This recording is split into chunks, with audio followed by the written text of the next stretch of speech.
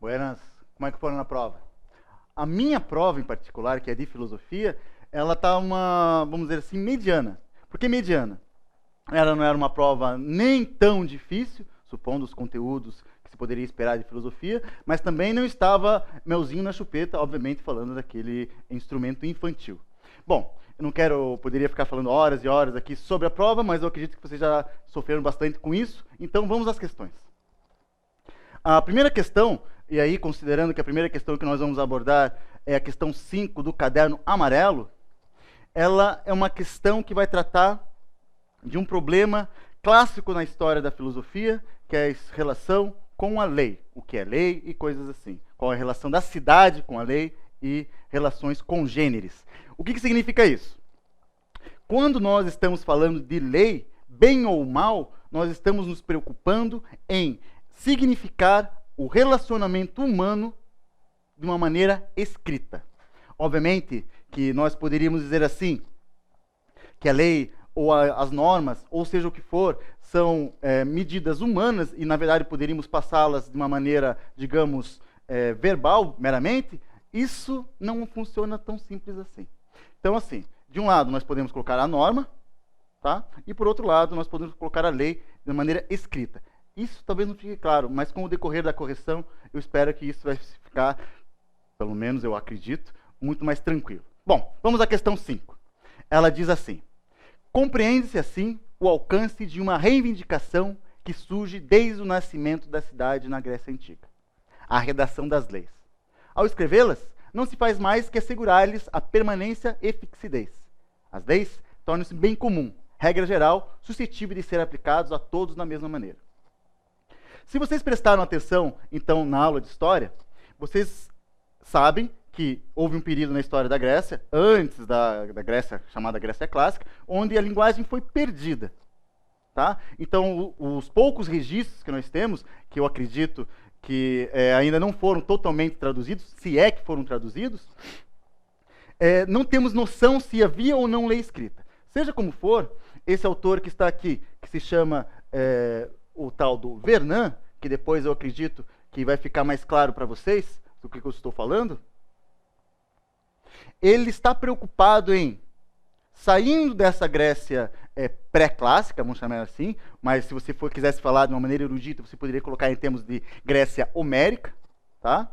E chegando nisso que nós vamos compreender por cidade-estado grega. Bom, seja como for, a diferenciação entre isto que era a Grécia clássica, onde havia os reis, ou os primos interpares, como a gente pode ver na Ilíada, para quem nunca está com preguiça de ler, enfim, quer ver um filme, veja mais ou menos o que acontece naquele filme chamado Troia.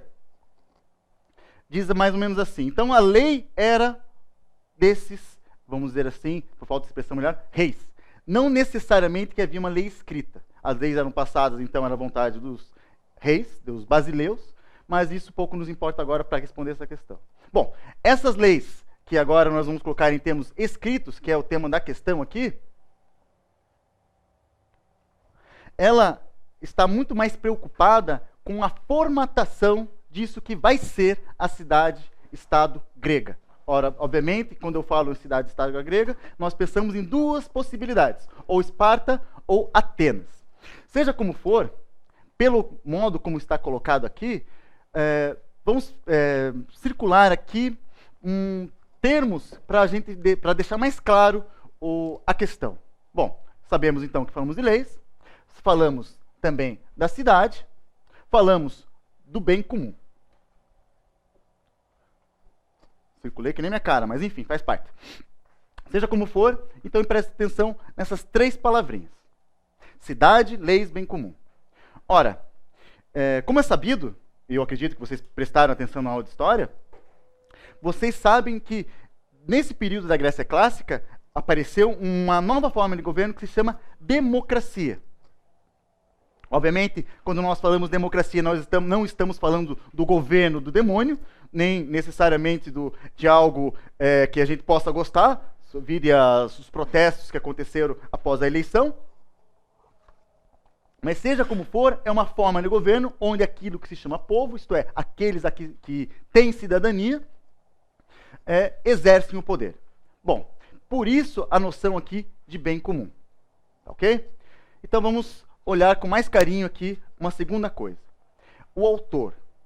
Sempre que você, senhor ou senhorita, olhar um texto, quando aparecer um texto, seja na prova do Enem, ou na prova das federais ou estaduais, que os senhores e senhoritas possam vir a fazer, sempre saibam quem é o autor. Isso, às vezes, elimina a questão. Então, vamos olhar com carinho aqui. Diz aqui, é um tal de Vernon, talvez vocês possam conhecer ou não, mas é isso que nos interessa, as origens do pensamento grego. Obviamente que, na medida em que vocês vão aprendendo, o ensino de filosofia não necessariamente passa pelo mito, vai depender muito do lugar onde você tem aula, do professor, enfim. Mas esse autor aqui, para ele, quando nós falamos de origem do pensamento grego, que nós vamos chamar de filosofia, nós estamos pensando em termos assim. Na verdade, isso que se chama mito, distancia-se disso que se chama filosofia. Há uma quebra, se vocês quiserem usar uma palavra bonita, paradigma, para compreender as duas noções. Ok? Então, se vocês colocarem em paralelo aquilo que eu havia dito. De um lado, a Grécia Homérica, onde os heróis homéricos, a ideia do Aquiles, o homem bom e o homem forte, enfim, é só pensar, obviamente, num Brad Pitt, bom e bonito e forte, enfim, né? E, por outro lado, temos a democracia, onde qualquer um, desde que fosse cidadão, já vou explicar isso melhor, tinha a possibilidade, a voz, ao voto e assim por diante. Bom, indo para a questão propriamente dita, ela diz assim, para o autor, a reivindicação atendida na Grécia Antiga, ainda vigente, no mundo contemporâneo, buscava garantir o seguinte princípio. Aí temos cinco alternativas. Então, nós já sabemos que eu estou falando de lei, nós já sabemos que estamos falando de bem comum, nós sabemos que estamos falando da polis, nós já sabemos que estamos falando de democracia. Todos esses sentidos no sentido grego da expressão. Ok? Então, não vamos confundir com o sentido contemporâneo. Pode parecer que não, mas as pessoas acabam se confundindo. Isso a tal modo que podem errar ali as questões. Mas vamos com carinho. Imagine o seguinte.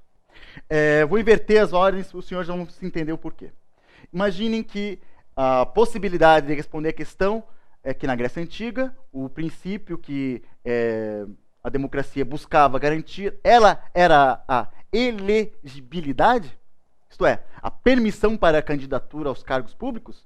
Então, assim, se você, senhor ou senhorita, prestou atenção no que disse o teu professor de história ou filosofia, sabe que a democracia grega, ela se define, nada mais, nada menos, pela possibilidade de que qualquer um que seja cidadão participar dos cargos públicos.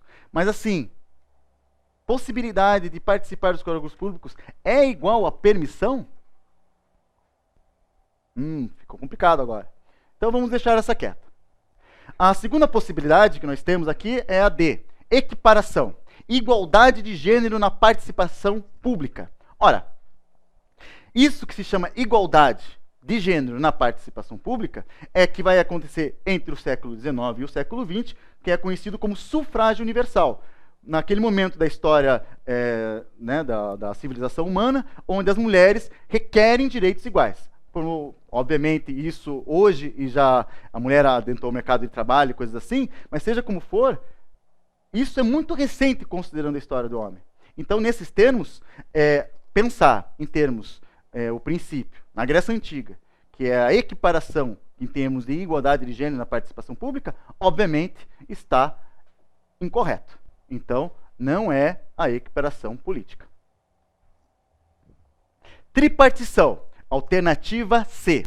Ora, o que é a tripartição? É a separação entre os poderes políticos e estatais. Que são essa divisão dos poderes políticos e estatais? É a teoria do Montesquieu, tá?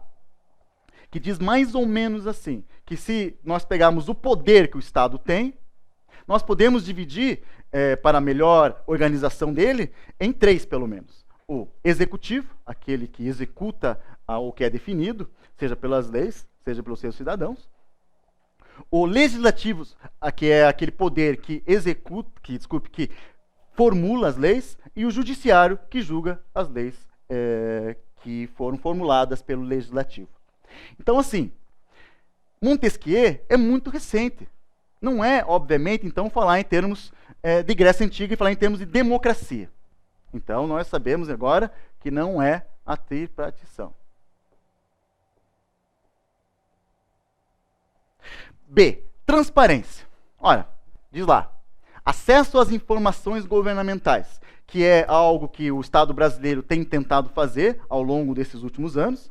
Alguns estados têm feito isso com maior grau de, vamos dizer assim, não sei como se expressar agora, mas tem feito melhor, outros têm feito pior. Seja como for, essa ideia de transparência é que o governo, quando está lidando com suas coisas, seja com o Tesouro Público ou com relação às próprias leis, ele pode não ser transparente. Mas, ora, a ideia de governo, a ideia de que o governo é uma entidade separada do povo, não nasce dentro da democracia ateniense. Isso está longe de falar em termos do que pede a própria questão. Então, nós sabemos que, para falar sobre o princípio vigente que apareceu na Grécia Antiga, que ainda existe, não é a transparência. Porque, afinal de contas, entre os gregos, se eu tinha algum problema para saber se o tesouro do Estado estava sendo bem gasto, ora, eu ia lá e conversava com o tesoureiro pessoalmente. Óbvio que não era tão simples assim, mas é só para ilustrar o que eu quero dizer. Aí nós temos a alternativa A, que diz assim, isonomia. Olha, que significa, segundo a questão, igualdade de tratamento aos cidadãos. Então vamos olhar com carinho. O que significa cidadania para o homem grego, para essa polis grega, para essa cidade-estado grega? Homens, tá? Filhos de atenienses, maiores de 30 anos, que podiam ser considerados cidadãos. Então, nessa brincadeira, já excluímos os escravos, as mulheres, as crianças, enfim. Pelo menos aí, vamos chutar um número aí, pelo menos 80% de quem morava em Atenas. Então, entendam. É uma democracia, tá? Isto é, o povo, ou o cidadão é que tem o direito ao poder, mas o que está em jogo nessa democracia grega é o que significa, portanto, essa cidadania. Essa, portanto, isonomia, no tratamento é que, independente se eu sou um grande estrategista, independente se eu sou um grande poeta, independente se eu sou simplesmente um pastor de ovelhas, se eu tenho esses critérios, eu sou chamado de cidadão. Então vejam, num primeiro momento nós temos duas alternativas, que me mostram o que significa esse princípio que nasce na Grécia e chega até hoje no mundo contemporâneo. Mas vamos olhar com carinho. Ora, quando nós falamos em termos de cidadania grega, é uma democracia muito direta. Por mais que alguns cargos você tinha que se candidatar e podia ser votado não, por exemplo, a questão de estrategista, eu me explico. Imagine que Esparta, que está lá atormentando nossa paciência, nós queremos transformar aquilo lá num amontoado de escombros. Ora, dentro da democracia grega, nós escolheríamos quem seria o nosso general. Comandaria nossas tropas, enfim. Então percebam, qualquer um que participasse da democracia, que fosse cidadão, poderia ser elegível. Então percebam que por mais que eu pudesse colocar aqui a noção de permissão para candidatura aos cargos públicos, em termos desse princípio que nasce na democracia grega, isso aqui é muito pequeno, considerado a noção de isonomia. Obviamente, quando nós falamos em termos de igualdade hoje, é uma outra coisa, tá? É uma questão que suscita polêmicas ainda hoje. Eu sou igual a outra pessoa na medida em que simplesmente nascemos humanos. Enfim, isso dá pano para a manga que ultrapassa a nossa questão. Mas seja como for, então a resposta para a questão 5 do caderno amarelo é alternativa A. O resto, ignora. Tudo bem? Vamos então para a próxima questão de filosofia, que é a questão, dentro da prova do caderno amarelo, a questão 8. Vamos ver, vamos procurar aqui. Opa, até me acostumar com essa parada aqui, meu querido. Tá. 9, então, opa. Beleza. Diz lá a questão 8. Que é uma questão de filosofia contemporânea. Lembrando, sempre sabe quem está falando com você. No caso, obviamente, que eu estou falando do texto. É um tal de Habermas. Se você estuda dentro da... vai tentar a Federal do Paraná, ela é um texto que vai cair dentro da prova da Federal, que é um texto do Habermas para a prova específica de filosofia. Seja como for, deixa eu circular aqui para a gente não se esquecer disso. Tá? Um tal de Habermas, que está falando em termos de consciência moral e agir comunicativo. Então diz lá a questão. Uma norma só deve pretender validez quando todos os que possam ser concernidos por ela cheguem, ou possam chegar, enquanto participantes de um discurso prático, a um acordo quanto à validade dessa norma. Então vejam só vocês. Essa questão, se você não entende nada de Habermas, nem viu, nem sabe quem é o cara, e tem raiva de quem sabe ainda, esse rapaz, ou melhor, essa questão, é uma questão puramente de interpretação de texto. Vamos ver o que diz o texto, portanto. Mas é muito difícil, tem palavras que eu não entendo. Bom, como diria Jack Stripador, vamos por partes. Então veja lá. Separa as afirmações. Vamos lá. Uma norma só deve pretender validez quando todos que possam ser concernidos por elas cheguem. Chegar aonde já vamos ver. Vou mudar a caneta, porque essa caneta é muito feia. Ou possam chegar, enquanto participantes de um discurso prático, a um acordo. É isso que importa. Então já sabemos que para chegar num acordo, numa norma, nós precisamos acordar. Não, obviamente, levantar porque estava dormindo, tirando um ramelo, essas coisas tais. Nós precisamos entrar num acordo. Tá? Nós, ao discutir um tema qualquer, nós precisamos, nesse diálogo, chegar em algum lugar. Uma terceira coisa, que, como nós vimos na questão anterior, é o que mais ou menos embasava a democracia grega. Bom, seja como for, vamos às alternativas. Diz lá a alternativa A. Segundo Habermas, a validez de uma norma deve ser estabelecida pela liberdade humana que consagra a vontade. E agora, José? Dizia Drummond de Andrade. Então imagine assim, em algum momento da questão, fala-se sobre a liberdade humana? Não.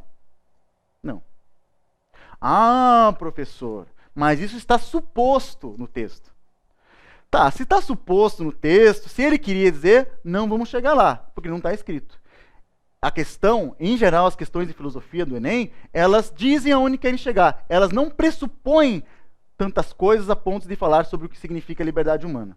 Então, nós poderíamos dizer que a liberdade humana é o pressuposto da questão. Bom, ser pressuposto da questão é bonito, é legal, mas não é o caso. Então, não é a liberdade humana que consagra a verdade. Então, para Habermas, a validez de uma norma deve ser estabelecida pela razão comunicativa que requer um consenso? Olha, essa, considerando então o enunciado da questão, está melhorzinha. Mas assim, vamos com calma, vamos com carinho, vamos olhar as outras alternativas para a gente não errar. Deixar ela aqui circuladinha, bonitinha.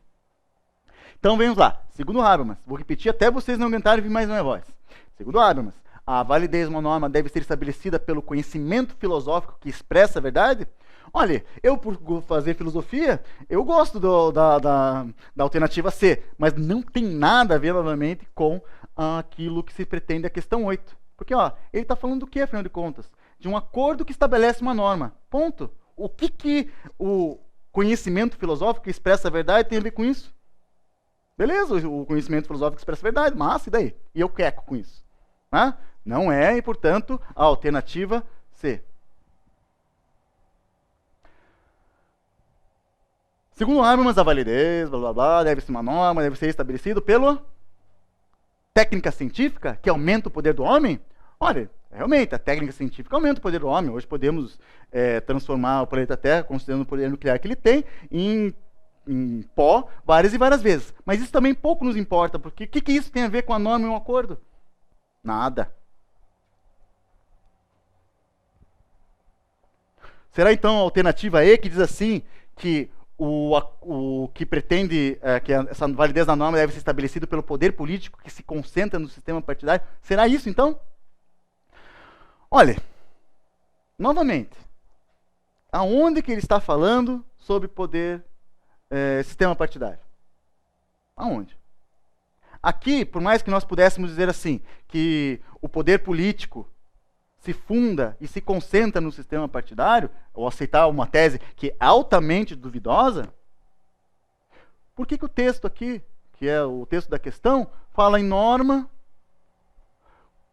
quando as pessoas, quando todos a ela cheguem? Aonde está o partido aqui? Não tem. Então não é a alternativa E.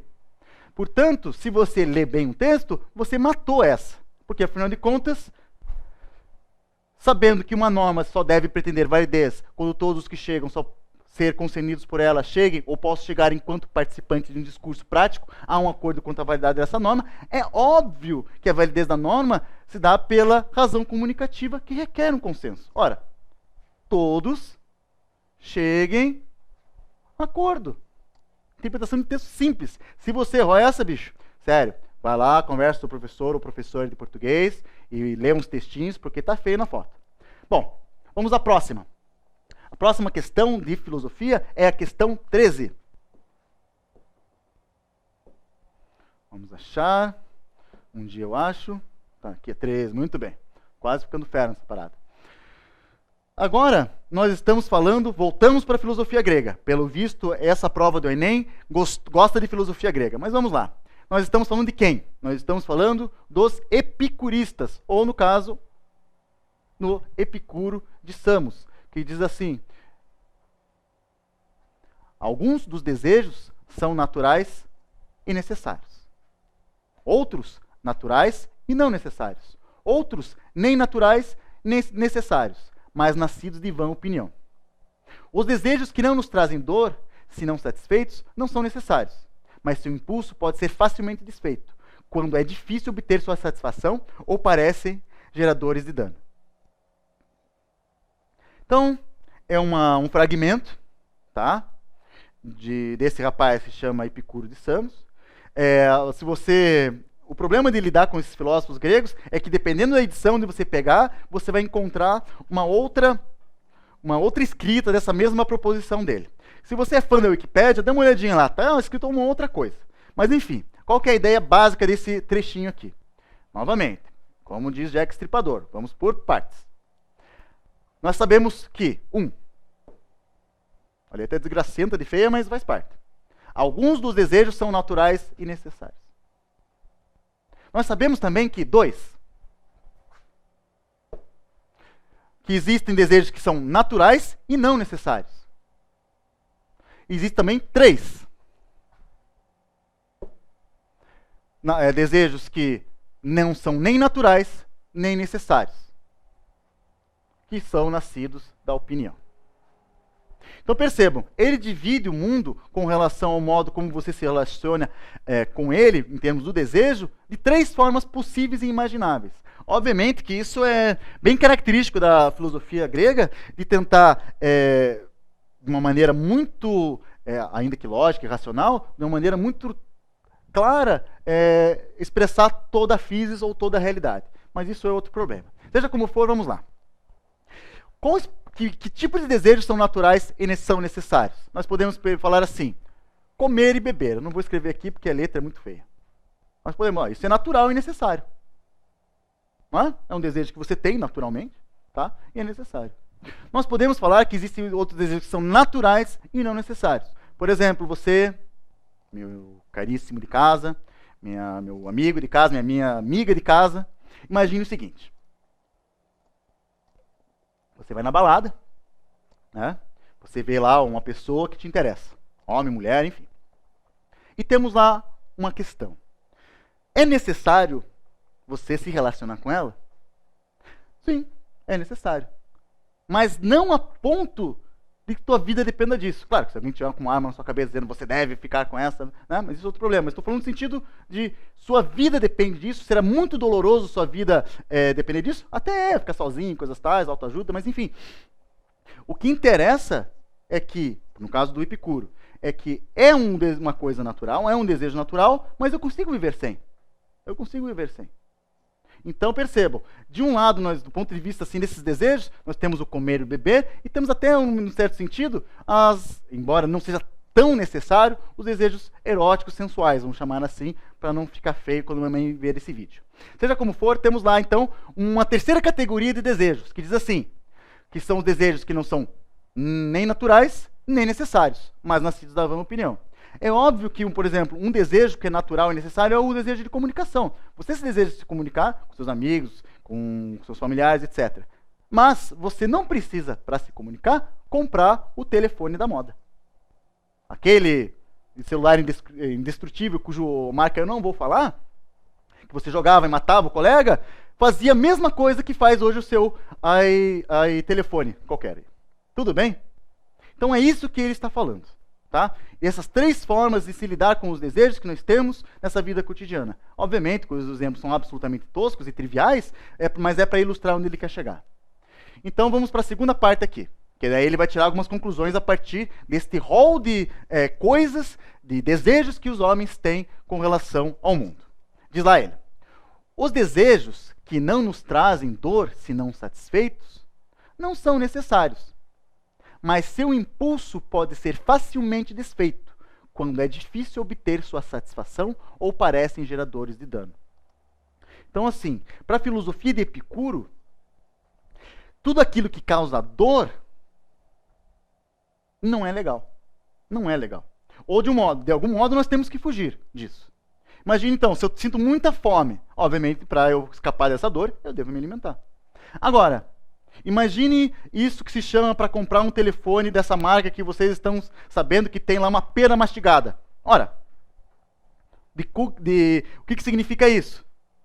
Você sente uma dor porque custa os olhos da cara, né? Daí você vai comprar na Casas Bahia lá, sabe-se lá quantas prestações.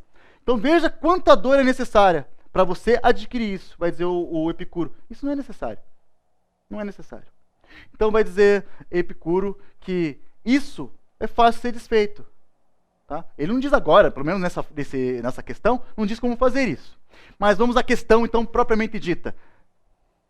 Opa, um dia eu me acostumo com essa parada. No fragmento da obra filosófica de Epicuro, o homem tem como fim. Então, assim, lembrando que para a Grécia Antiga, uma vez que nós podemos falar sobre a natureza da realidade, nós também podemos falar sobre a natureza do homem.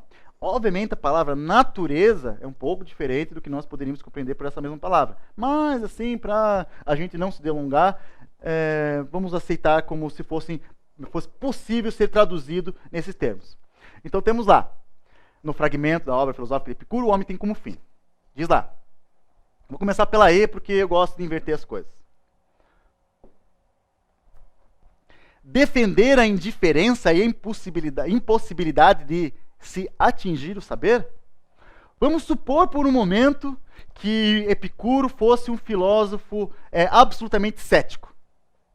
Que ele não aceita essa possibilidade a possibilidade de atingir o saber. Ora, o que o texto está falando sobre isso? Nada.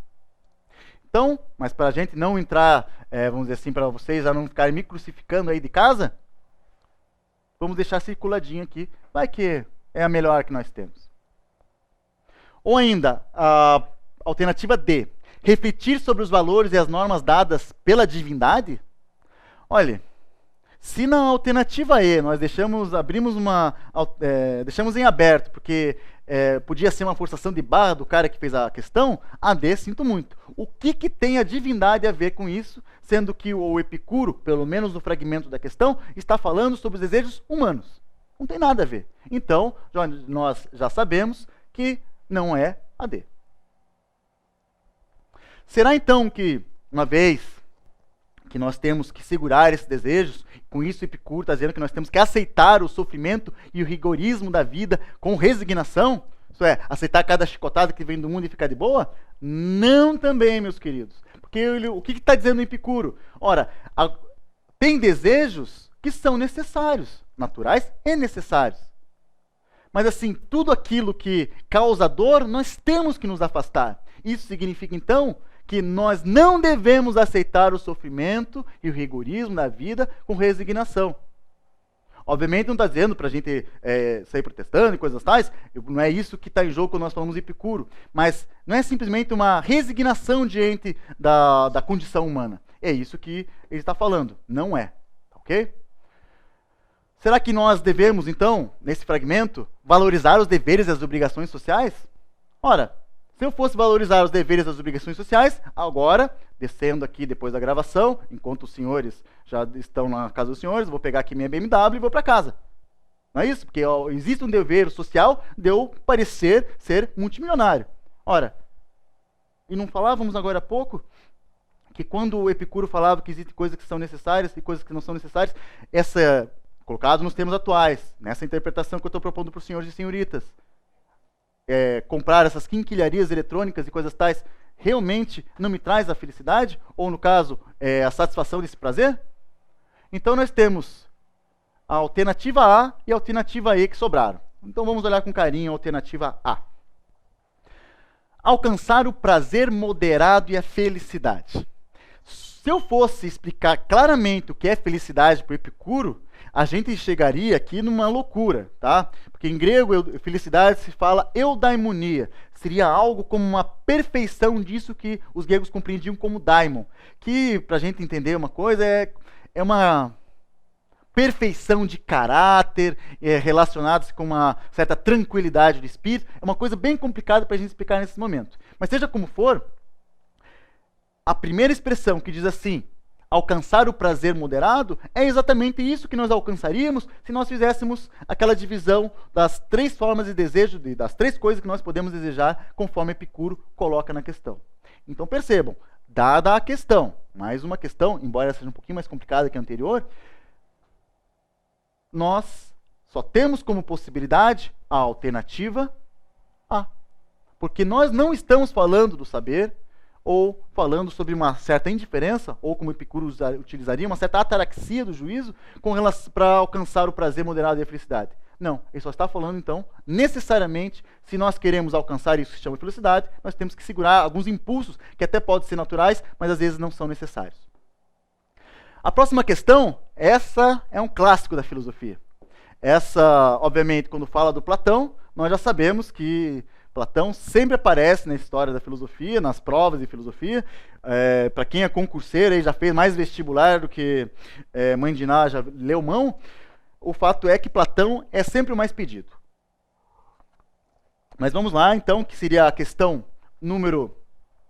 Deixa eu até dar uma colada aqui. Questão 14, dentro da prova do caderno amarelo.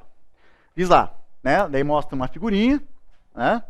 Que é a escola de Atenas. Obviamente, a pessoa, ou enfim, quem fez a impressão dessa prova podia ter tentado mais os detalhes, porque é um quadro, um afresco que chama, né? Extremamente belo, né? Mas ficou tão tosco que eu nem vou comentar mais. Bom, seja como for, o que aparece nessa imagem? Se você olha ele completo, ele aparece em todos os filósofos da Grécia Antiga. Quer dizer, não todos, obviamente, mas aqueles principais. Tem lá o Epicuro, tem o Heráclito, enfim, outros que tantos. Mas no centro está, de um lado, vou circular aqui em azul, porque eles gostam de azul. De um lado, Platão. Opa. Temos aqui Platão. E aqui, ao seu lado, Aristóteles.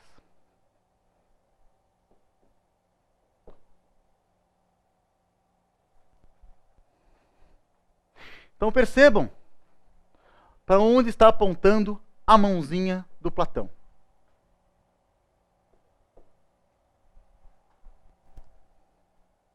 Ainda que de uma maneira extremamente bela, porque afinal de contas é um renascentista que fez isso, mostra Aristóteles com sua mãozinha para baixo.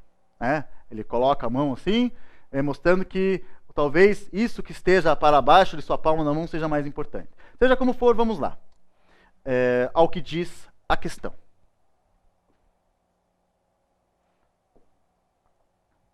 No centro da imagem, o filósofo Platão é retratado apontando para o alto. Esse gesto significa que o conhecimento se encontra em uma instância na qual o homem descobre a... Então aqui começa uma das questões que são as mais chatinhas. E assim, por incrível que pareça, eu quase esganei, uns alunos meus disseram que erraram, porque eu fiquei lá 3 meses falando desse maldito Platão e o cara me errou essa questão. Obviamente, como a violência dentro das portas das escolas é proibida, eu simplesmente engoli seco e sorri, mas enfim, fiquei extremamente frustrado por não ter dado um supapo dele. Mas enfim, falando sério. Porque se você leu Platão, se você viu Platão, você necessariamente já lembra daquilo que é chamado a alegoria da caverna. Eu vou pedir para o meu diretor colocar aquela imagem branca lá que eu sei que tem, né? Mas, porque assim, eu vou explicar rapidamente, o que significa essa alegoria da caverna, que é uma historinha que todos os senhores já ouviram falar, tá? Às vezes nem necessariamente pelo professor de filosofia, mas é que ela é a grande, vamos dizer assim, uma grande metáfora filosófica que, sério, até minha filhada lembra dele. Que é mais ou menos assim. Havia alguns prisioneiros dentro de uma caverna, né? E estavam lá presos desde sempre. Percebo que não é um estudo antropológico nem nada assim. Mas seja como for, o que está em jogo é que quando eles estavam lá presos na caverna, a única coisa que eles viam era aquilo que estava imediatamente posto à sua frente. Tá? Que era um tapume branco. Tá? Não sei se vai aparecer minha mãozinha, mas eu estou mostrando minha mão agora. Tá? E assim, uma vez que a única coisa que eles veem é aquele tapume branco, eles não veem minha mão, eles só veem as sombras da minha mão que é projetado nessa parede branca. Seja como for, uma vez que eles estão presos, eles não conseguem ver que alguém está fazendo, né, um passarinho assim, né? A única coisa que eles veem é essa sombra. Tudo bem? O que isso significa? Imagine assim, todos eles estão presos, eles imaginam que essas sombras que são impressas nesse tapume são a verdade. É a verdade. É isso que é o real. Tá? Sei, é uma coisa meio estranha, né? Os caras presos na caverna, mas pouco importa. É uma alegoria. Tá? Bom, então acontece que um deles foge. Tá? E acaba percebendo que isso que ele era representado nesse tapume eram só sombras. Que eram, obviamente, sombras que eram projeções de uma fogueira que estava atrás deles, que eles não tinham visto, pelo menos, até aquele momento onde esse rapaz se soltou. Seja como for, ele acaba percebendo, depois que os olhos dele se acostumaram com o interior da caverna, a ver com essa fogueira. Claro, obviamente, quando ele olhou a fogueira, os olhos dele arderam e coisas assim. Mas ele acaba se acostumando com aquele não sei se é bruxuriante, como é que é a expressão, não falo bonito, mas seja como for, aquela luminescência bonita que tinha na fogueira, ele acaba percebendo que existe um caminho para fora da caverna, e é isso que nos interessa. Falei rápido agora para ninguém bater em mim depois. Seja como for, daí ele sai da caverna, tem toda uma história por trás disso, porque demora, né, assim, e ele vê o mundo sendo iluminado não mais pela fogueira, não mais as sombras dentro da caverna, mas necessariamente isso que se chama o mundo iluminado pela luz do sol. Então vamos lá fazer um pequeno desenho aqui para os senhores. Pode? Tá, não gostei dessa cor. Então vamos lá. Então, vamos fazer assim. Aqui temos uma representação que parece um tubarão, mas obviamente não é. Vamos supor que este é o caminho, tá? Que está... Aqui seria o dentro da caverna. E aqui seria o fora.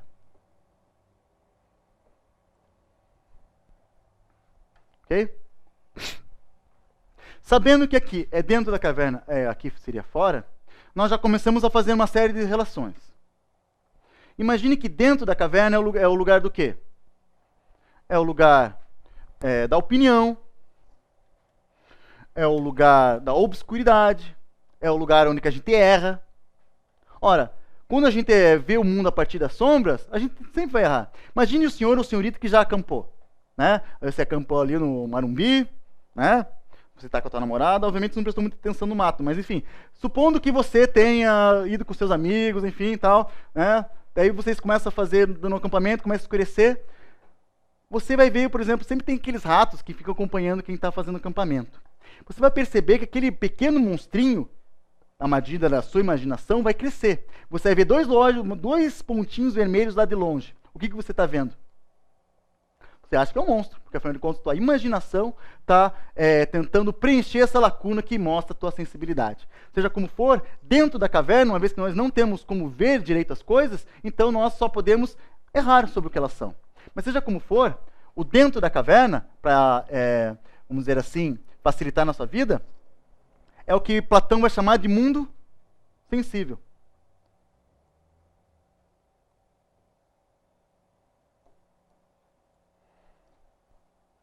Porque, afinal das contas, vai dizer o Platão, quando a gente olha o mundo a partir da sensibilidade, isto é, tato, audição, gustação, enfim, a gente erra. Querem ver? Imagine o seguinte. Eu vou tentar ser rápido, porque a ideia não é falar do Platão, porque a gente vai ter outras oportunidades. Imagine que quando você vai fazer um cálculo matemático, você soma coisas ou você soma abstrações de coisas. Né? Se o senhor não é maluco, o senhor soma abstrações de coisas. Eu vou explicar o porquê. Imagine o seguinte. Então, na medida em que, vamos supor assim, para o Platão, você, à medida em que está fazendo um cálculo, você não está somando coisas, você está somando abstrações de coisas. Então, imagine o seguinte. O resultado dessa conta aqui. Opa, errei. Depois vai ficando burro, depois vai, tô falando. Quanto que é o resultado dessa conta aqui? Obviamente é 2. Agora vamos fazer uma outra conta. Vamos supor aqui, professor Otávio, né? Mais uma cereja gigante. Poderia ficar verde assim, mas não vamos perder tempo com isso. Então tá. Quando eu estou no mundo das abstrações, 1 mais 1 sai 2 abstrações. Não interessa se está somando repolhos, pessoas, cerejas. Mas agora, quando nós estamos no mundo sensível, imagine quando eu estou, então, relacionando 2 objetos diferentes. Eu poderia falar assim, um objeto diferente ao lado de outro objeto diferente, nós temos 2 objetos diferentes. Agora, imagine o seguinte, se eu interpreto, aí que começa a confusão, esse mais aqui como professor Otávio come cereja gigante. Qual que é o resultado que sai dessa conta aqui? Ora, pode sair 1, porque afinal de contas a cereja estava muito boa, o professor Otávio engordou mais 10 quilos, tá? Ou ainda, pode ser 2, porque afinal de contas o professor Otávio só comeu metade dessa cereja gigante, e daí na medida em que é só um objeto, então nós teríamos 2 objetos, mas nós poderíamos colocar também como resultado dessa conta aqui, ó, 3, 4, 5, porque afinal de contas existem os movimentos peristálgicos que causam a digestão. Então assim, quando nós olhamos para o real, para o mundo sensível, as abstrações, que no final das contas é isso que é a matemática, parte da física, seja como for, elas acabam, quando a gente traz para a sensibilidade, elas começam a não funcionar tão bem. A matemática, como esse exemplo absolutamente idiota aqui, não funciona muito bem. Um exemplo ainda, utilizando isso aqui. Então temos lá, professor Otávio, nossa, ele virou... Ele ia ter um chapéu, né? Mas enfim, vamos lá. Então temos o professor Otávio, né? Ele tem pernas curtas, né? Como os senhores podem perceber, os senhores não estão vendo minhas pernas. Mas aqui temos a namorada do professor Otávio. Ela não tem pescoço, tá? E ela é um pouquinho mais baixa aqui, ó. Porque é difícil encontrar mulher mais baixa que eu, mas enfim, seja como for. Então temos a namorada do professor Otávio. Então tá, qual que é o resultado dessa conta aqui? Nós poderíamos falar assim, ó, uma pessoa ao lado de outra pessoa. Nós, portanto, temos 2 pessoas. Mas se a gente colocar assim, professor Otávio, nheco-nheco, namorado do professor Otávio, qual que é o resultado disso aqui? Se o professor Otávio foi esperto, ele usou camisinha, 2. Né? Ou ela está usando algum tipo de contraceptivo. Então, nós continuamos existindo, coisas tais. Mas vamos supor que o professor Otávio teve azar, a camisinha estourou, enfim, deu tudo errado. Né? Então, 3. Né? Porque, afinal de contas, 9 meses depois aparece 3. Ou ainda, ele teve muito azar. Muito, mas muito azar. Azar assim que, sério, bicho. Então perceba, quando eu somei 2 seres e interpretei esse mais como nheco-nheco, eu saí um número qualquer aqui. Ou ainda eu poderia afirmar, para ficar a coisa mais maluca ainda. Então, o professor Otávio, né, trabalhou o dia inteiro, gravou até tarde, chegou em casa, né, não estava muito bem, não tinha pílula azul, né, não funcionou. Daí, 1 mais 1 vai dar 1, porque a mulher foi embora, que ninguém merece, né, bicho? Entendem? Ora, quando nós saímos das abstrações, que é o âmbito propriamente da matemática, e chegamos no âmbito do real, disso que é visto pela sensibilidade, nós começamos a errar. E é exatamente por isso é que Platão, tem outros motivos que, obviamente, em uma outra oportunidade nós podemos conversar, mas é por isso que Platão começa a duvidar da sensibilidade como local de acesso ao conhecimento. Porque considerando as verdades matemáticas, obviamente que nós estamos falando das verdades da geometria, quando nós utilizamos da sensibilidade, elas não funcionam. Bom, voltando lá para o meu quadro anterior, voltando para a questão. Tá? Então nós já sabemos que o Platão divide o mundo, então, em um mundo sensível, aquele que está embaixo, aquele quadradinho que parece um tubarão, e por cima temos o mundo sensível, inteligível, perdão. Então, assim, tudo aquilo que é dado pela sensibilidade não me traz o conhecimento. Tudo aquilo que me é dado pelo entendimento, ou pela razão, ou pelo logos, enfim, não vamos entrar nesses detalhes agora, seja como for, é que é possível alcançar o conhecimento. Então, assim, dito isto, o mundo, essa é a alegoria da caverna que o senhor já conhece, tudo aquilo que está dentro da caverna é ruim, é feio, é frio, tudo aquilo que é fora da caverna é glorioso e coisas tais. Então, basicamente isso já mostra qual que é a teoria do Platão. Ora, se nós queremos alcançar a verdade, de alguma forma, nós temos que alcançar aquilo que é inteligível, aquilo que é dado à inteligência, à razão, ao espírito, à alma e coisas assim. Mas então vamos lá à questão propriamente dita. Então, nós vimos que tinha, como é que se chama? A Escola de Atenas, né? Que é um afresco que mostra vários filósofos. No meio desse afresco, então, tem Platão apontando para cima e, de uma maneira muito singela, Aristóteles apontando para baixo. Né? O que significa esse apontar para cima para Platão? Será, então, que Platão deseja suspender o juízo como reveladora da verdade? Suspender o juízo? Será que para conhecer o mundo eu tenho então que suspender meu ato de julgar? Eu finjo não conhecer para conhecer? Não. Nada mais longe do platonismo do que isso. Tá? Ele não fala em suspender o juízo. Ele fala talvez não confiar nos sentidos, mas isso não tem nada a ver com juízo. Então nós já sabemos que não se trata da alternativa A. Será então a B atingir a realidade inteligível por meio do método dialético? Vamos deixar sublinhado essa aqui. Será então a C a salvação como condição do homem mortal pelo poder de Deus? Ou ainda, será que por meio desse gesto significa que Platão deseja transcender a condição de mortalidade pelo poder divino?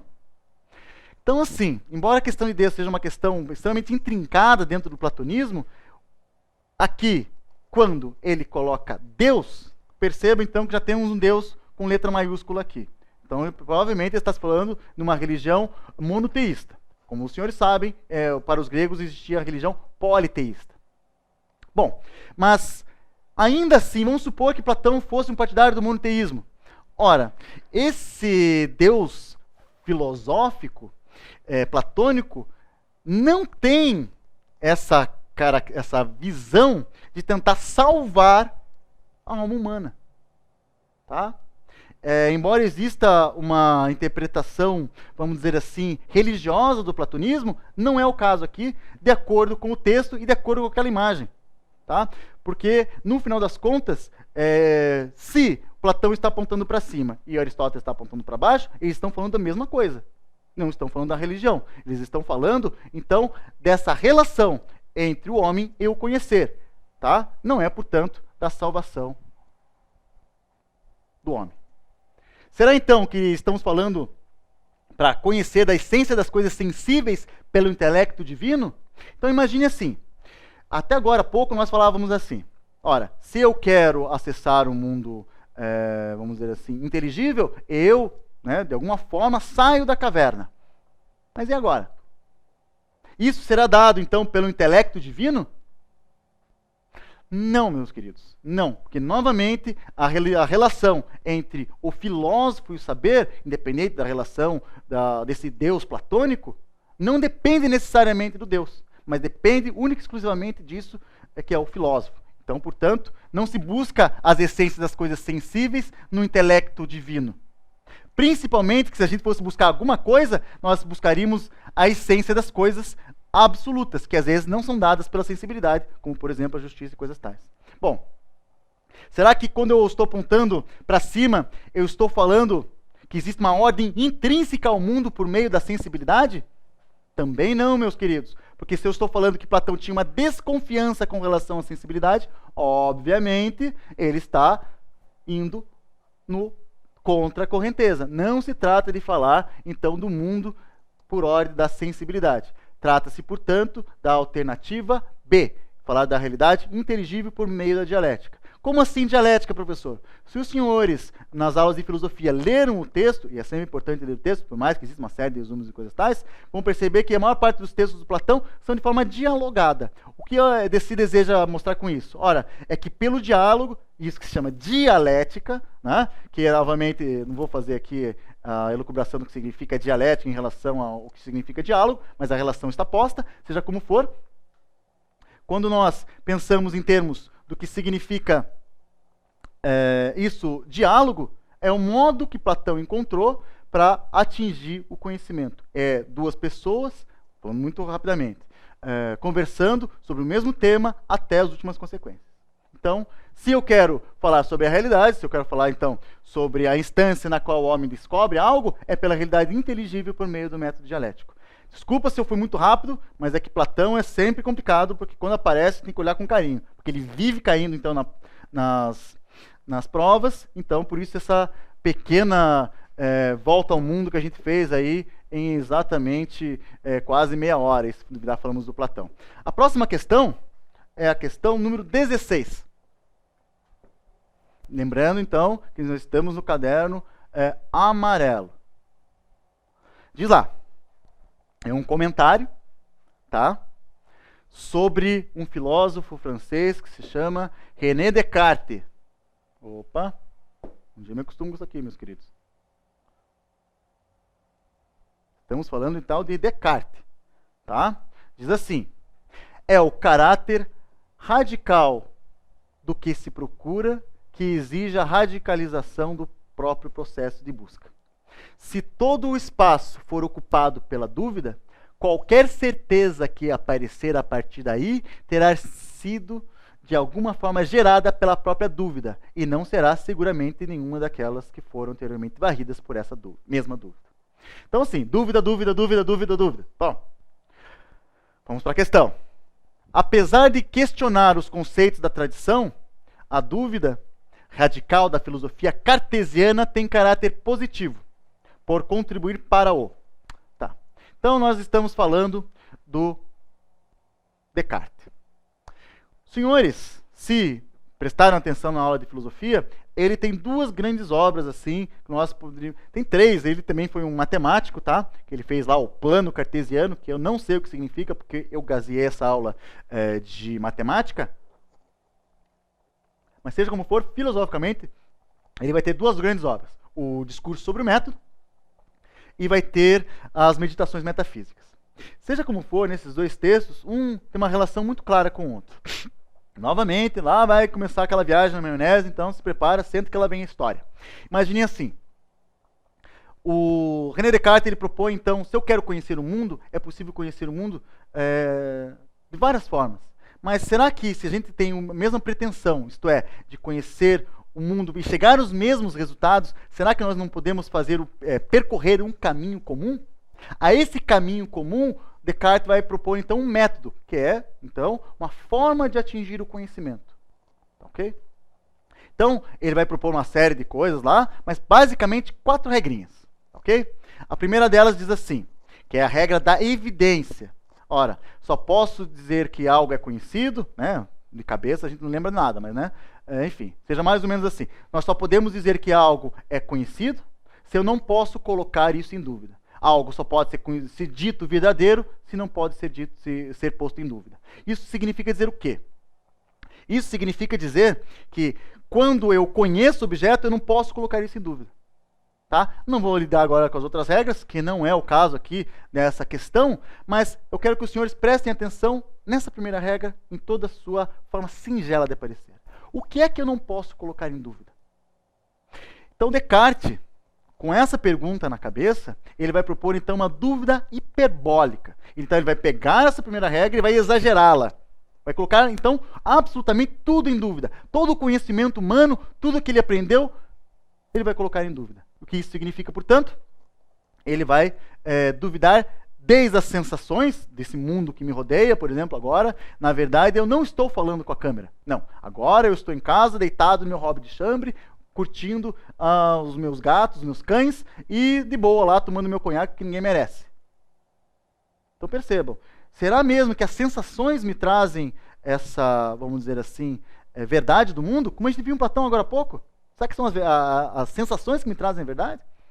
Não, se não são sensações, o que me sobra então para me trazer a verdade?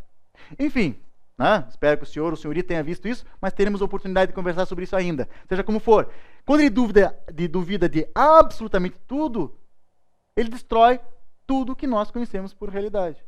Porque afinal de contas, mesmo a matemática, mesmo aquela abstração que a gente não tem como errar 1 mais 1, ele supõe assim, e se existir um gênio maligno que me faça, toda vez que eu estou fazendo a operação matemática, me faça errar a conta? E aí?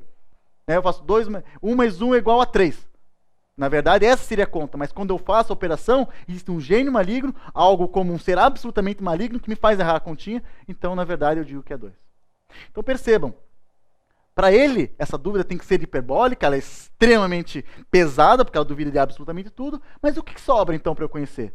Vai dizer o Descartes. Ora, eu não posso duvidar, independente se existe um gênio maligno, independente do que seja isso que está pensando, eu não posso duvidar que eu estou duvidando. Ora, na medida em que eu não posso duvidar do que eu estou duvidando, o que eu estou fazendo? Eu estou pensando. Ora, independente do que seja pensamento, duvidar é pensar. Não tem como escapar disso. A lógica está aí. Então, vamos para a questão. Diz lá, apesar de questionar os conceitos da tradição, a dúvida radical da filosofia cartesiana tem caráter positivo por contribuir para o... Então, vamos lá. É para dissolver o saber científico? A dúvida hiperbólica, de fato, ela dissolve o saber científico. Tá? Essa cor ficou horrorosa, né? Vou mudar para aqui para ficar um negócio mais bonitinho aqui. Vou usar um verdinho assim. Para minha mãe ficar feliz porque ela é coxa branca.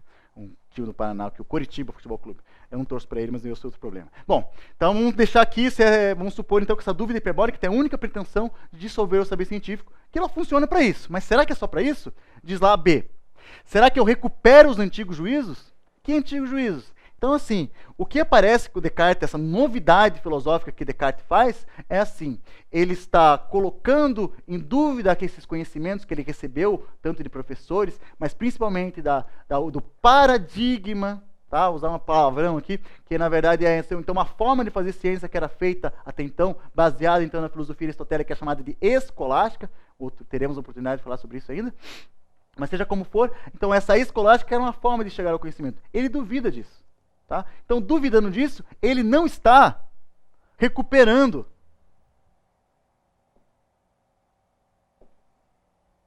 os antigos juízos. Ele está destruindo esses antigos juízos.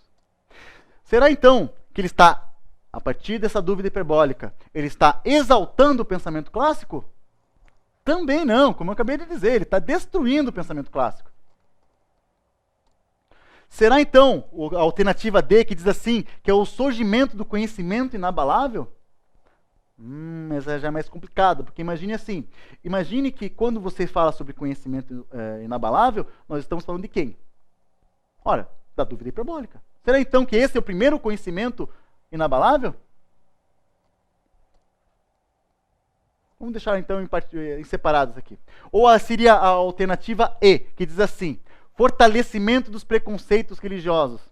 Em que momento do texto, que ficou lá dúvida, fala sobre preconceito religioso? Então, meus queridos e minhas queridas, não é o caso. Esse já podemos cortar mesmo. Então, sobra duas possibilidades. A dissolução do saber científico, alternativa A, e a alternativa D, surgimento do conhecimento inabalável. Então, percebam, de certa forma, vamos olhar novamente aqui a questão. O caráter radical da dúvida que se procura, que exige a radicalização do próprio processo de busca. Se todo o espaço for ocupado pela dúvida, qualquer certeza que aparecer a partir daí terá sido de alguma forma gerada pela própria dúvida e não será seguramente nenhuma daquelas que foram anteriormente varridas por essa mesma dúvida. Apesar de questionar os conceitos da tradição, a dúvida radical da filosofia cartesiana tem caráter positivo por contribuir para... Então, vamos à alternativa correta. O surgimento, se o quadro e eu me acertarmos, o surgimento do conhecimento inabalável. Que conhecimento é esse? É o conhecimento das coisas, é o conhecimento que é dado pela própria dúvida. O fato de que quando eu duvido da própria dúvida, eu estou conhecendo algo. Que é eu cheguei a um solo, a um ponto fixo onde é possível construir o conhecimento. Ok? Não se trata simplesmente de dissolver o saber científico, porque também, por outro lado, temos aqui, caráter positivo. Isso aqui é um caráter negativo. Tudo bem? Então, para essa questão, a alternativa é a alternativa D. Então, vamos para a próxima questão. Essa é a questão 16. A próxima é a 21. Só para ver aqui a 18. Vamos lá, então. Então, essa aqui, meus queridos, já vou adiantando para vocês. Você não precisa entender nada de história, nunca ter lido Tucídides, embora eu recomende. Não precisa entender nada de Aristóteles, embora eu recomende. Mas ela é um texto puramente de interpretação textual. É uma questão puramente de interpretação textual. Porque assim, as questões do Enem, não vou falar as questões específicas, mas as questões anteriores, as provas anteriores do Enem, sempre que colocaram dois textos, não só de filosofia, obviamente, duas possibilidades. Ou era para mostrar aquilo que eles têm em comum, ou aquilo que se construíam juntos. Ok? Então, nesse caso do que elas constroem juntos, vamos ver o que diz os textos. O primeiro texto é do Tucídides, que diz mais ou menos assim. Olhamos o homem alheio às atividades públicas, não como alguém que cuida apenas de seus próprios interesses, mas como um inútil. Nós, cidadãos atenienses, decidimos as questões públicas por nós mesmos, na crença de que não é o debate que é empecilho para a ação, e sim o fato de não se estar esclarecido pelo debate antes de chegar à hora da ação. Então perceba que está chamando o cara que não participa da atividade política de...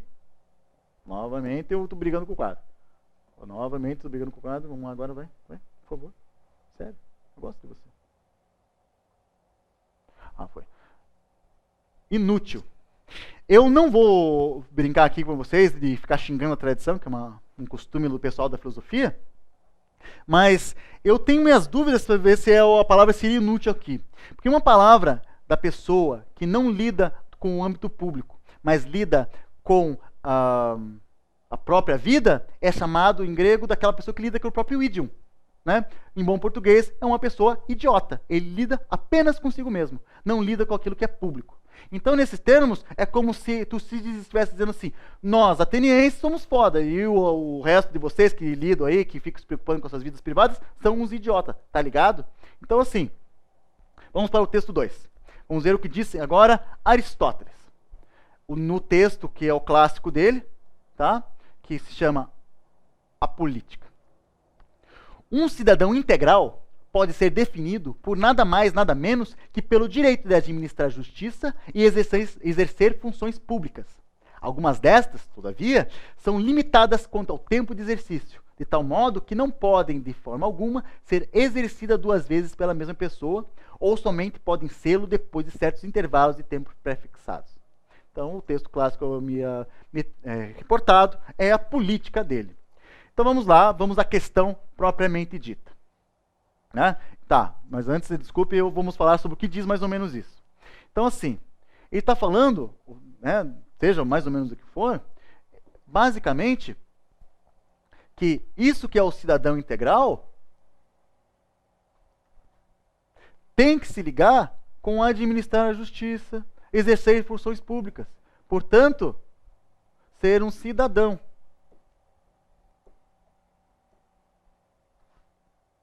Completo.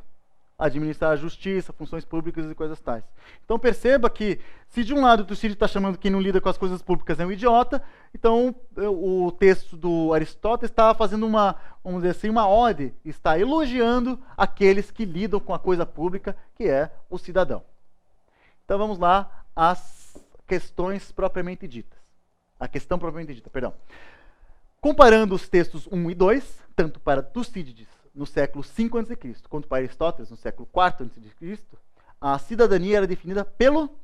Então vamos lá. No primeiro caso, ele chama que quem não lida com as coisas públicas é um idiota. O outro fala que para ser um cidadão integral, ele deve se preocupar com as coisas do Estado, as coisas da cidade-estado, para falar bem bonitinho, para você não passar vergonha com o professor de história, que eu aposto que deve ser bem legal. Seja como for, vamos lá. Será então que isso que a cidadania é definida simplesmente pelo prestígio social? Será o acúmulo de riqueza? A participação na política? O local de nascimento? Ou o grupo de parentesco?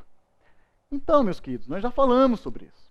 Nós já falamos muito sobre isso. De tal modo que nós já sabemos que não se trata de prestígio social. Tudo bem que é melhor ser cidadão na Grécia Antiga do que ser escravo ou, né, ou criança. Mas seja como for, ser um cidadão era uma coisa boa em si mesma. Não necessariamente porque trazia prestígio social. Então nós já sabemos que não é Será pelo fato de acumular a riqueza? Não. Porque mesmo entre os gregos existiam pobres que eram cidadãos. Tanto é o caso que Aristóteles, nessa mesma política, vai dizer assim, que o boi é o escravo do homem pobre. Tá? Isso mostra que, simplesmente para ser cidadão, não necessariamente tínhamos escravos humanos, vamos dizer assim. Obviamente a escravidão na Grécia é um pouco diferente da escravidão que aconteceu no Brasil, e depois, um pouco antes do imperialismo, seja como for. O que nos interessa é que não se trata, para ser cidadão, no Aristóteles, acúmulo de riqueza, e pelo que foi dito pelo Tucídides, também não. Será então a participação política? Vamos ver. Será o local de nascimento? Não. No caso dos textos, não está falando de Atenas. Só no caso do Tucídides. Mas no Aristóteles não. Vamos lá. Vamos até conferir para vocês não dizer que eu estou mentindo. Um cidadão integral, ele está falando de onde? Está falando dos atenienses? Está falando do local específico? Não. Tucídides está fazendo história. Está preocupado com o fato lá, talvez, da história da Guerra do Peloponeso, que mostra o porquê que a democracia ateniense entrou lá em guerra. Mas, no caso de Aristóteles, ele está fazendo filosofia. Ele não está tão preocupado com o fato histórico em si mesmo, mas está preocupado necessariamente em como aquelas experiências da polis grega podem ser maximizadas e, portanto, faladas sobre a relação do homem com o Estado, mas não o homem grego ou o homem ateniense, mas talvez qualquer homem. Então, nesse sentido, também não é o local de nascimento, tampouco o grupo de nascimento. Então, se trata, se eu quero comparar os dois textos, os dois estão falando que a cidadania era definida pela participação política. Tudo bem? Então, a resposta é C. A última questão nessa breve prova de filosofia no Enem é a questão 29. Vamos procurar aqui. Se eu me entender com o quadro.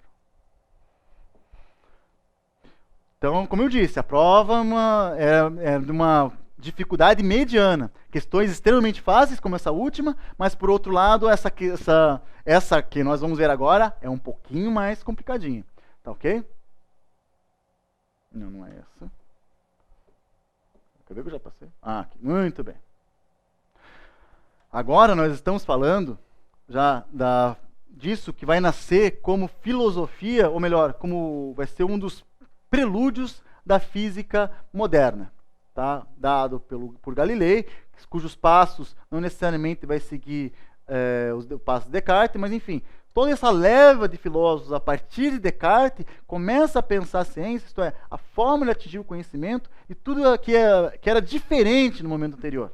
Tá? Assim como Descartes, Galileu também briga com a escolástica e coisas assim. Bom, mas vamos com a questão propriamente dita, para a gente não se perder. Vamos lá. Questão 29, caderno amarelo. A filosofia encontra-se escrita neste grande livro que continuamente se abre perante nossos olhos, isto é, o universo, que não se pode compreender antes de entender a língua e conhecer os caracteres com os quais está escrito. Ele está escrito em língua matemática. Os caracteres são triângulos, circunferências e outras figuras geométricas, sem cujos meios é impossível entender humanamente as palavras. Sem eles, vagamos perdidos dentro de um obscuro labirinto. Então, obviamente, o texto trata-se sobre Galileu Galilei, tá? Então, nós já sabemos que ele está falando do ensaiador, cujo texto está numa coleção que se chama Os Pensadores. Então, vamos olhar com carinho o que está escrito no texto. Ele está falando que algo que a filosofia faz é interpretar este grande livro que é o universo. Ok? Ele vai dizer que esse grande livro é escrito em caracteres matemáticos. Ok? Então imagine o seguinte, dentro, obviamente, não sei se ele que escreveu isso, ou se foi interpretado assim, existe um corolário, ou seja, é uma frase bem bonita, que serve de epígrafe para milhares de dissertações, de livros que falam sobre Galileu Galilei, que é mais ou menos assim. A natureza é um grande livro escrito em caracteres matemáticos. Olha que lindo. Bom, quem escreve esse livro é Deus, ele não necessariamente era ateu ou qualquer coisa nesse sentido. Tá? Então vamos lá. Vamos ver o que diz a questão.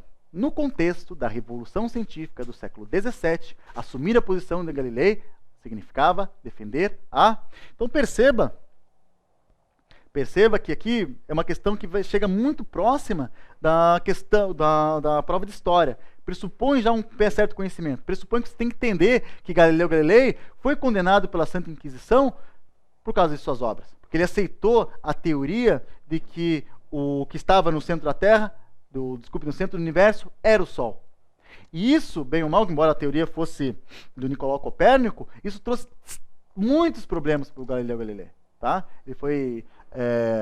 quiseram que ele abjurasse da obra, enfim, foi um problema para o Galileu. Mas, de certa forma, uma vez que ele foi um dos grandes revolucionários do século XVIII, então vamos ver o que significou essa posição que Galileu assumiu. Vamos olhar com carinho aqui. Diz lá a alternativa A. Essa posição revolucionária significa a continuidade do vínculo entre ciência e fé dominante na Idade Média? Olha, veja como já é essa mais complicada. Porque, de certa forma, por mais que ele esteja quebrando, por mais que Galileu esteja quebrando a visão religiosa e científica da época, em nenhum momento ele está falando, não, pessoal, o fato seguinte, a ciência é trash e vamos virar tudo ateu, galera. Não, ele não falou isso. Ele não falou isso. Tá? Mas, de certa forma, quando ele tira a Terra do centro do universo, ele está mexendo não só com verdades filosóficas, verdades científicas, mas também com verdades teológicas. Aí que começa o problema. Então, nesse sentido, será que então que a Revolução de Galileu trata-se da continuidade do vínculo entre ciência e fé dominante na Idade Média? Não. Ele não está continuando, ele está quebrando o paradigma.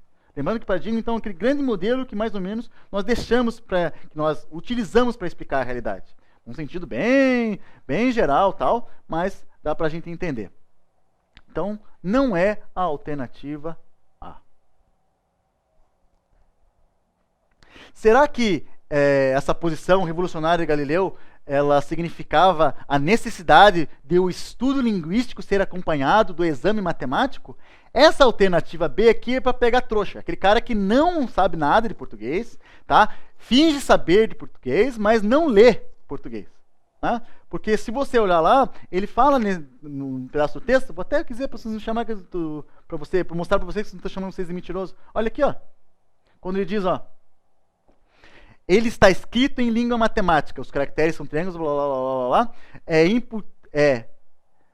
e outras figuras geométricas, sem cujos meios é impossível entender humanamente as palavras, entender humanamente as palavras.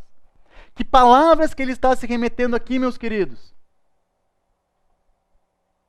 Os triângulos, as circunferências e outras figuras geométricas. Sem esses, vamos dizer assim, essas figuras geométricas, nós não conseguimos entender a linguagem da natureza.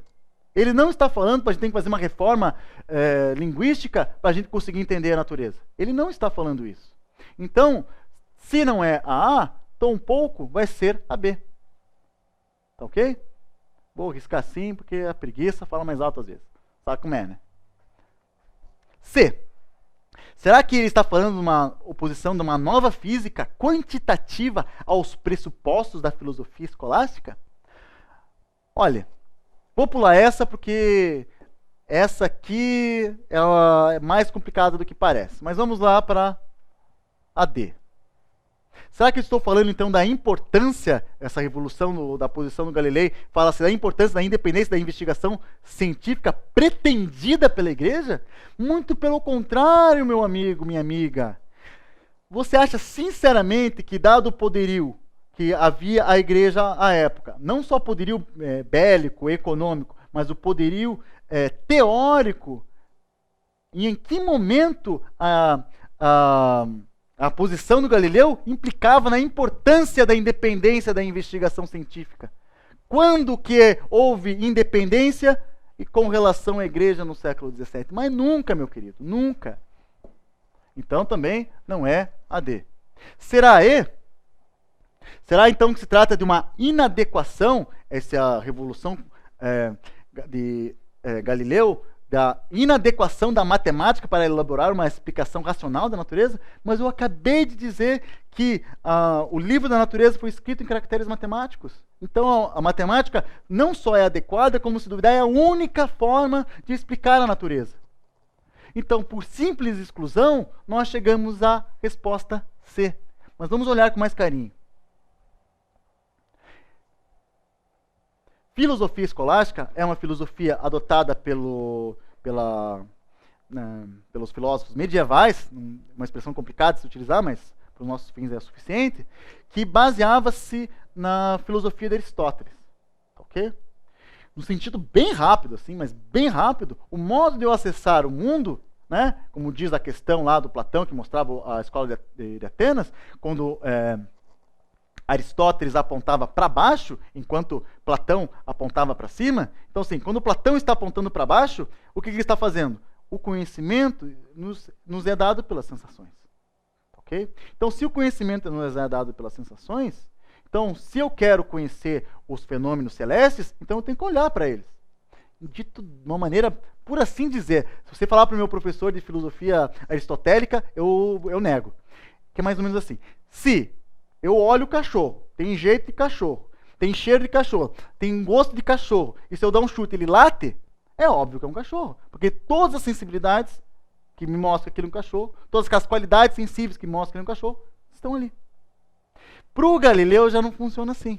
Não é pelas sensações apenas. Nós temos que mostrar que essas relações das revoluções dos planetas, o fato de que eles movimentam, daí esse modo, o nome bonito é com o professor Mico, fala lá com ele. Seja como for, o modo como os planetas giram são passíveis de serem compreendidos geometricamente, não só pelas sensações. Porque você deve imaginar um negócio muito maluco quando você olha e, de fato, quem, em sã consciência, acredita que a sensibilidade me traz a verdade, é só olhar para todo dia quando o Sol nasce.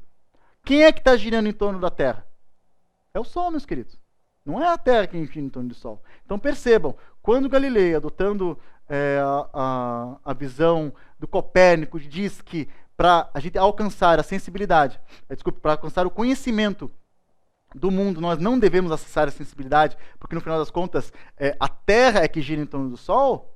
Então perceba a diferença de compasso, a diferença de paradigma entre a filosofia escolástica e a filosofia pretendida, ou a forma de compreender a natureza pretendida nesse nosso amigo Galileu Galilei. Então é isso, meus queridos. Não há mais nada a ser dito. Eu acredito que a prova foi, como eu disse, mediana. Eu sei que se não foi dessa vez, ano que vem você vai se dar melhor. Até a próxima.